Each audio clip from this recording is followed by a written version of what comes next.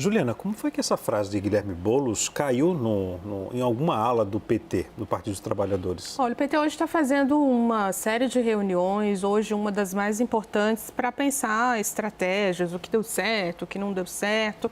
E isso diz muito sobre todo o investimento que eles fizeram na campanha de Guilherme Boulos. Para além dessa questão, inclusive das denúncias e das questões muito graves, como o que aconteceu ontem na fala de Tarcísio sobre Guilherme Boulos, né, e sobre a questão do PCC, é preciso que a gente amplifique um pouco o olhar, amplie um pouco o olhar, pensando no avanço que Guilherme Boulos teve da eleição de 2020, que ele competiu ali, concorreu com Bruno Covas, para essa.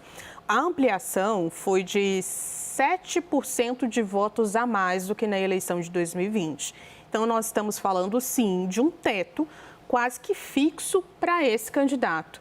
E pensando entre 2020 e 2024, ele teve um aumento significativo de recurso, né? O PT só no segundo turno foram 15 milhões, no primeiro 30 milhões, fora os recursos do PSOL, as doações, então assim, uma quantidade muito significativa de recursos. Então tem pontos que aí, pensando na trajetória política, na carreira política de Guilherme Boulos, vão ter que ser olhados nesse momento.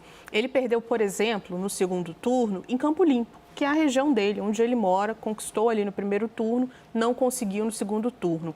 Pablo Marçal veio de um jeito avassalador nessas eleições e conseguiu migrar esses votos. Na verdade, eles migraram, porque Pablo Marçal não fez esse esforço, mas eles migraram para Ricardo Nunes. E foi colada em Guilherme Boulos aquela pecha de extremista, de quem liderou o MTST, sem que as pessoas entendam exatamente o que aconteceu no passado desse político, e outros pontos mais que foram levantados, inclusive, no último debate, como ele voltou para a questão de aumentar ou não as penas no Brasil, a questão do aborto, enfim, tem um discurso que está sendo colado e que está difícil dele driblar uma rejeição.